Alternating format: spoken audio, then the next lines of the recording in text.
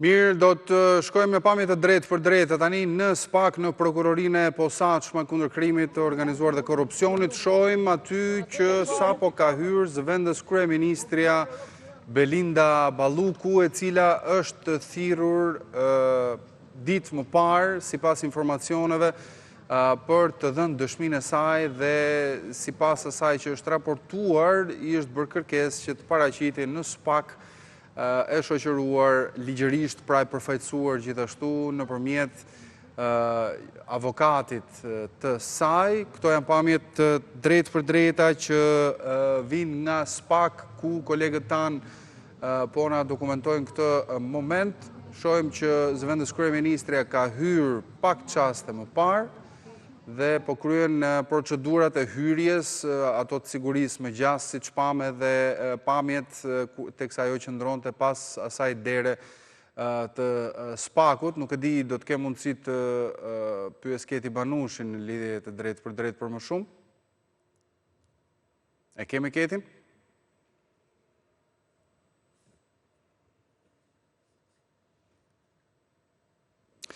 Mirë, pam zëvendës kryeministren Balluku, e cila është në SPAK, rikthejmë dhe njerë pamjet e pak çasteve më parë, teksa ajo ka hyrë në prokurorinë e posaçme, teksa është thirrur për të dhënë dëshminë e saj. Ka qenë një kërkesë që sipas raportimeve i është bërë ditët e fundit, që të paraqitej në prokurorinë e posaçme shoqëruar me avokatët e saj. Do të shohim ndërkohë edhe momentin e mbritjes së saj, ja tek është, teksa del nga automjeti që e ka shoqëruar dhe futet në godinën e SPAK.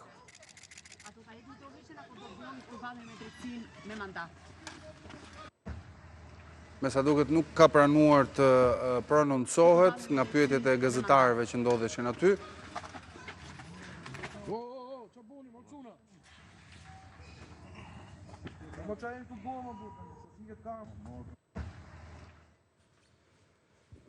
Ky është momenti që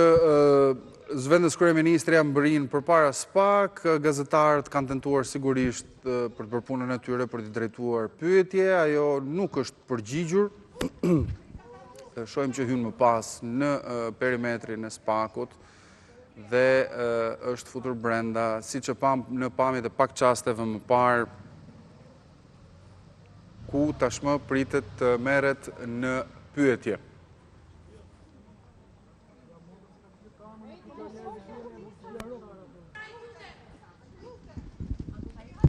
Konfirmohet kështu prania e zëvendës kryeministres, kanë qenë në fakt disa pikpyetje të ditëve të fundit për thirrjen e saj, paraqitjen e mundshme ose jo, dhe me sa duket zonja Balluku i është përgjigjur kësaj thirrje të SPAK, mbetet për të kuptuar çështjen specifikisht përse është thirrur, për çfarë mund të jetë pyetur, nëse do të ketë një prononcim në dalje të saj kur të ketë përfunduar këtë dëshmi, për të kuptuar se për çfarë çështje apo për çfarë rasti bëhet fjalë kjo thirrje e zëvendës kryeministres Belinda Balluku, që vetëm pak çaste më parë, rreth 5 apo 10 minuta më parë, siç po shohim dhe këto pamje që grupi Report Televizion po sjell nga aty, është paraqitur në prokurorinë e posaçme.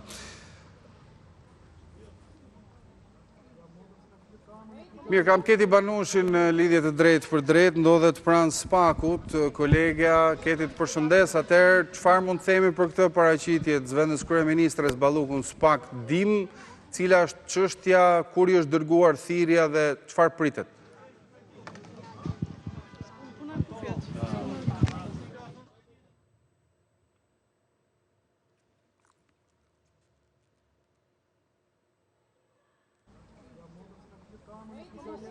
Mirë, vetëm pak çaste sapo të jemi në lidhje gati me kolegen Banushi, rikthejmë edhe një herë, po shohim pamje të drejtë për drejta të zëvendës kryeministres Belinda Balluku, që paraqitet dhe është tashmë brenda në SPAK për tu marrë në pyetje nga prokurorët aty. Do të kuptojmë më shumë ndoshta në minutat në vijim se çfarë konkretisht është pyetur, nëse ajo do të pranojë dhe do të prononcohet pas daljes së saj. nuk ka pranuar të jap një përgjigje ndaj pyetjeve të gazetarëve në këtë hyrje të saj në SPAK, zonja Balluku, siç po shohim. Megjithatë, ndoshta do të ndaj diçka me publikun pas daljes së saj dhe mbetet për të parë së pari sa do të zgjas ndetja e saj brenda në SPAK dhe nëse do të thotë diçka më shumë në dalje në lidhje me çështjen dhe rastin për të cilin është pyetur dhe do të pyetet më saktë nga SPAK-u ditën e sotme.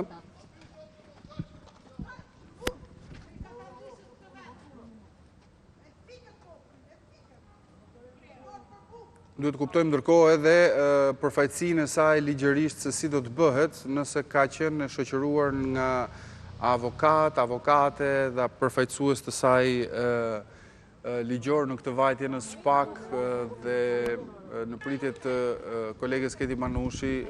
mbetet për të komentuar vetëm pamjet e mbritjes së saj dhe hyrjes në SPAK kur ajo në çastet e para kryen dhe procedurat e zakonshme të sigurisë për hyrje në godinë.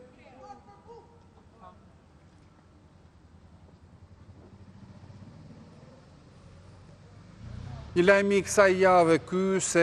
zonja Balluku do të paraqitej në SPAK, është dërguar një fletëthirrje nga prokuroria e posaçme. Pikpyetjet janë ende të forta sepse duhet kuptuar çështja për të cilën është thirrur dhe dëshmia apo përgjigjet që ajo do të jap për atë se çfarë do të pyetet nga prokurorët. Kam kolegen Keti Banushin në lidhje të drejtë për drejtë për të kuptuar diçka më shumë. Keti, përshëndes. Atëherë nëse mund të themi çfarë informacionesh ka për thirrjen e saj, kur i është bërë thirrja e zonjës Balluku dhe nëse ka informacione për çështjen për të cilën ajo është thirrur.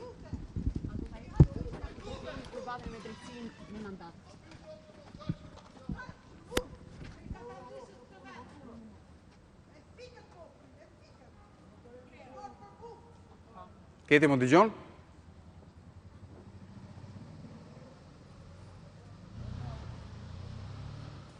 Mirë, më njoftojnë që e kam lidhjen me kolegen. Keti, të përshëndes dhe njëra atëherë, nëse mund të bëjmë dhe një kronologji, ndoshta çfarë informacionesh kanë lidhje me këtë paraqitje të zonjës Balluku, pra kur i është dërguar së pari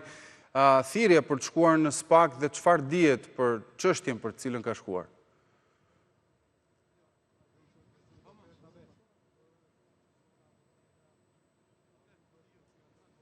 Mirë, me sa duket po hasim disa vështirësi teknike për të realizuar këtë lidhje me kolegen.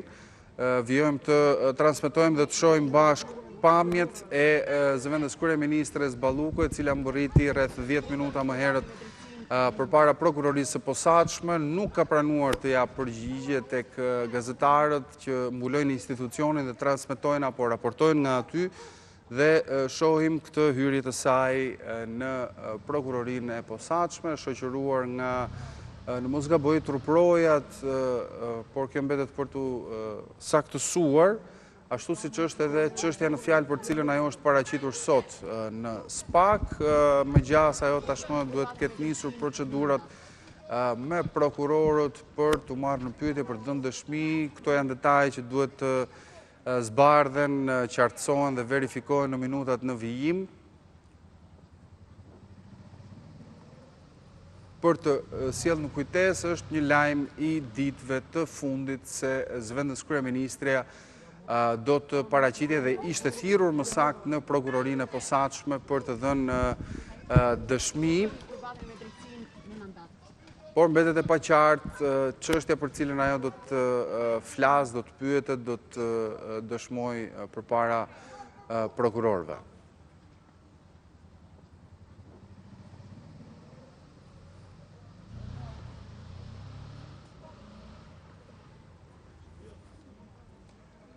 Mirë, kam Keti Banushin në lidhje të drejtë për drejtë për të kuptuar diçka më shumë nga SPAK dhe paraqitja e Ballukut. Ty, Keti, të përshëndes. Atëherë, nëse mund të sjellim, le të themi në një kronologji, kur është thirrur zonja Balluku në SPAK dhe çfarë dim për çështjen për të cilën ajo është thirrur?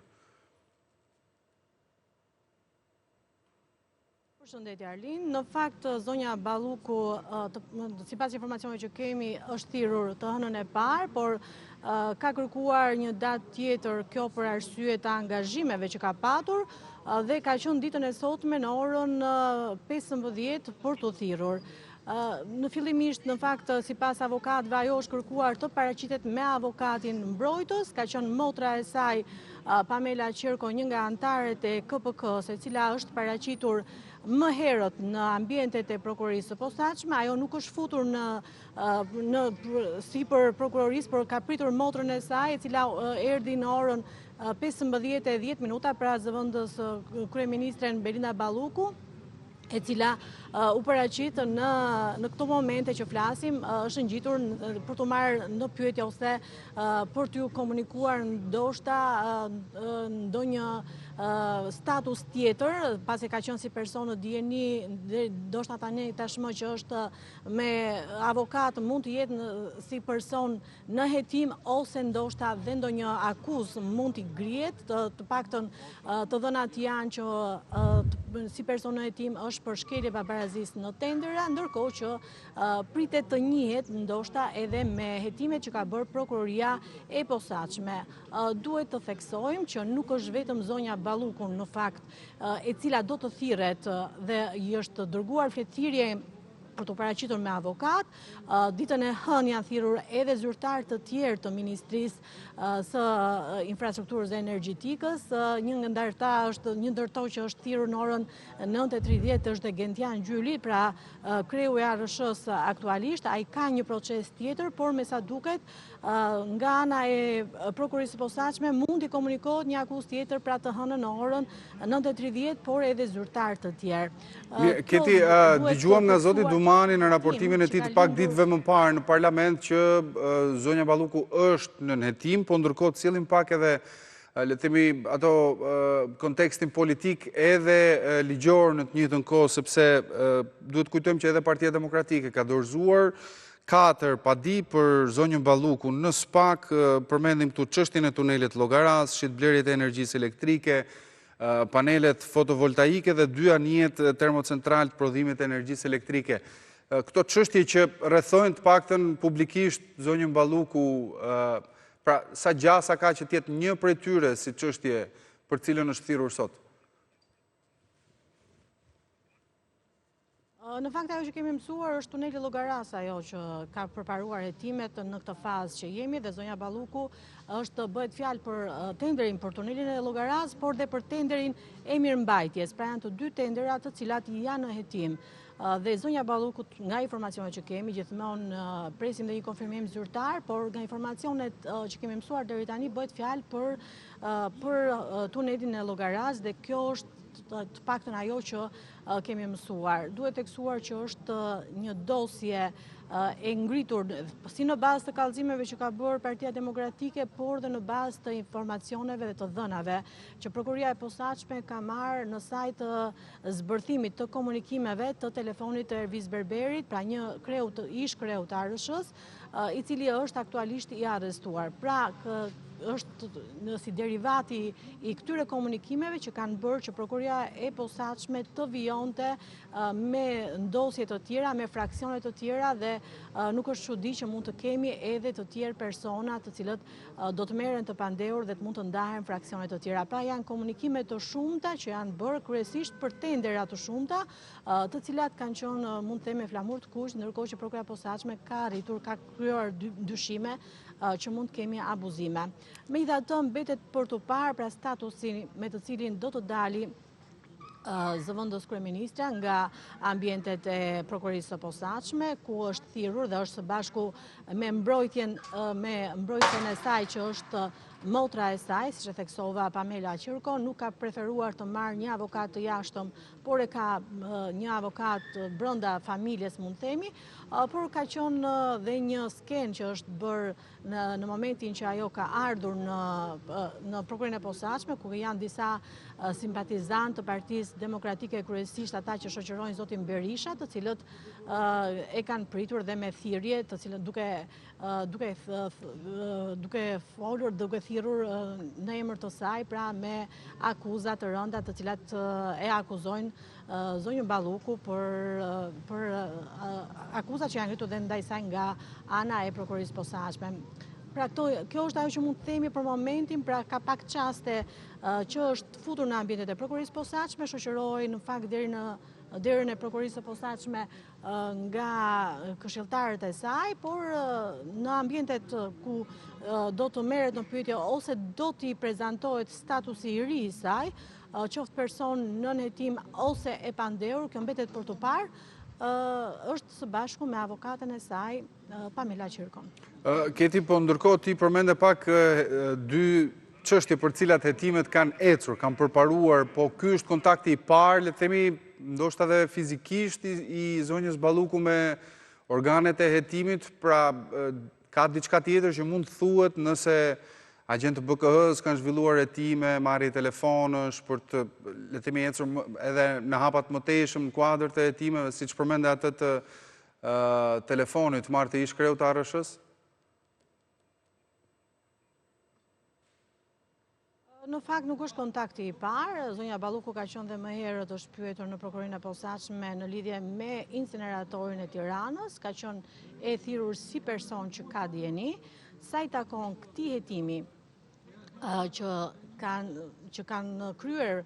prokurorët e prokurorisë së posaçme, siç e theksova, ka qenë celulari i Erviz Berberit ai që ka ngritur dyshime për abuzime të tjera. Pra është dosja e tretë, mund të them, ose e katërta, nëse kujtoj që prokuroria e posaçme ka arritur të krijojë në bazë të komunikimeve që ka gjetur në celularin e Erviz Berberit. Por padyshim, prokuroria e posaçme ka sekuestruar dokumentacionin e nevojshëm në fakt dhe më pas me vendim gjykate ka sekuestruar edhe celular të bashkëpunëtorëve të zonjës Balluku, duke kjo në bazë të hetimeve, duke kërkuar provat në bazë të dyshimeve që kanë lindur nga ana e telefonit të Erviz Berberit. Pra, prokuroria e posaçme ka gjetur të dhëna të shumta në këtë telefon, por janë provat e tjera ato të cilat duhet t'i bashkangjiten të dhënave që janë gjetur nga celulari për të marrë formën e kërkuar nga ligji dhe për të përballur në gjykatë. Pra, jemi ende në fazat e hetimeve paraprake dhe më herët kur kemi patur komunikim me kreun e prokurorisë posaçme në takimet që kemi bërë, ai nuk e ka mohuar që këto çështje janë në hetim, por tashmë jemi në status tjetër kur emri i zëvendës kryeministres është regjistruar në regjistrin e procedimeve të veprave penale si person në hetim, por ndoshta dhe mund t'i komunikohet dhe akuzë, mund të merret dhe e pandehur. Kjo mbetet për të parë, pra siç e theksova, ka qenë një informacion i pakët që na është dhënë nga ana e prokurorisë posaçme për sa kohë që kjo çështje është në hetim, jo vetëm kjo, por dhe çështje të tjera. Po, ti letë ngritur më saktë Keti pikpyetjen, pra duhet kuptojmë në daljet saj se me çfarë statusi ligjor do të dalë që aty. Nëse do të ketë një status ndryshuar ligjor, çfarë do të thotë kjo? Duke e krahasuar në tërësi me rastet e tjera, pra kur të komunikohet akuza, për shembull, në ç'pik mendohet që janë hetimet për një dosje, për një çështje? Në fakt, kjo varet dhe nga akuza që do t'i komunikohet, nëse kemi komunikim akuze, ose të paktën në raste të tjera ka ndodhur që fillimisht janë marrë persona në hetim, janë pyetur si persona në hetim dhe pastaj është komunikuar akuza. Nuk e dim në rastin konkret se prokuroria e posaçme nëse do të shkojë direkt në komunikim akuze apo fillimisht do ta marrë në pyetje si person në hetim. Pra, mbetet për të parë, ndërkohë që sa i takon kjo varet nga akuza, nëse vepra penale për cilën ajo dyshohet është një vepër e rëndë penale dhe duhet të hetohet pa mas sigurie, siç mund të jetë shkelje e babarazisë në tendera, është një vepër penale në fakt që zakonisht prokuroria e posaçme e ka si praktik të saj që gjithë personat të cilët janë të akuzuar për këtë vepër janë pa mas sigurie, ndërsa nëse ka një vepër më të rëndë, atëherë kjo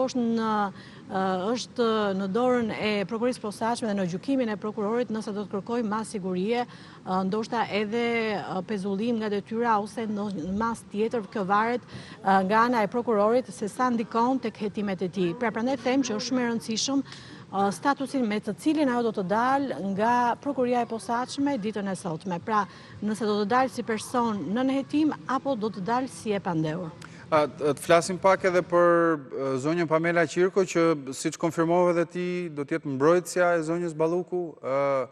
Ajo është një funksionare lartë e institucioneve të drejtësisë, apo jo? Ka një rast tjetër kur është angazhuar si avokate, si mbrojtëse, një çështje, një klienti, një përfaqësuesi të saj? Në fakt, ajo ka qenë, është juriste, ka qenë një nga antarët e Komisionit të Pavarur të Kualifikimit, madje ka qenë për disa vite dhe kryetare e saj, por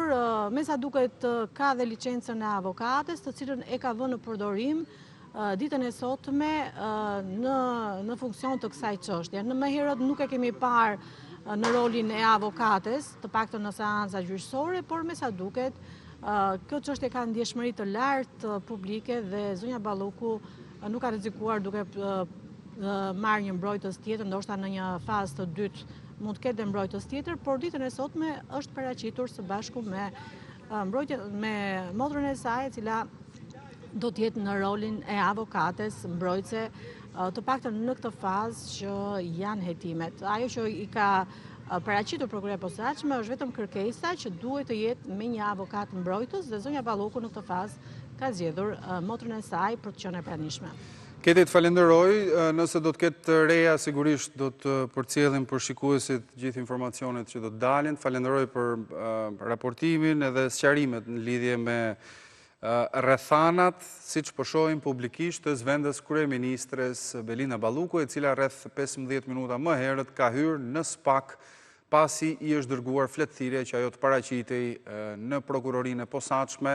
me një avokat mbrojtës. Këto që po shohim, po i risjellim dhe një herë, janë momentet e mbërritjes së saj, ka refuzuar për të dhënë përgjigje ndaj pyetjes së gazetarëve, e shoqëruar nga personeli i saj i sigurisë, ajo është futur më pas, ka bërë dhe procedurat standarde të hyrjes në institucion, ato të sigurisë, dhe me gjas në këto momente që po flasim, duhet të jetë në marrjen e pyetjeve në procedura zyrtare në lidhje me atë se çfarë SPAK e ka kërkuar për të qenë aty. Duhet sjellim kujtesë edhe një detaj të vogël, sepse në lidhje me çështjet e drejtësisë dhe atë se çfarë mund ta rrethojnë ligjërisht, zonjën Balluku është pyetur dhe kryeministri Edi Rama pak ditë më parë në Deutsche Welle nga Berlini, ku ai merrte pjesë në punimet e Global Dialog. Ai është shprehur se nuk ka asnjë koment për asnjë rast, sepse siç e ka thënë, ne kemi punën tonë, drejtësia ka punën e vet, dhe deri kur çështjet e caktuara të marrin formën e tyre të prerë, të gjithë njerëzit janë të pafajshëm dhe janë të padënueshëm nga gjykata popullore, politikës dhe mediave që i shërbejnë politikës. Janë fjalët e zotit Rama këto në Deutsche Welle. Lëm pas këtë ngjarje, këtë zhvillim, do të rikthehemi në gjykatën kushtetuese, ku presidenca, qeveria dhe zoti Veliaj vijojnë përplasjen e tyre për mandatin e zotit Veliaj si kryebashkiak i Tiranës.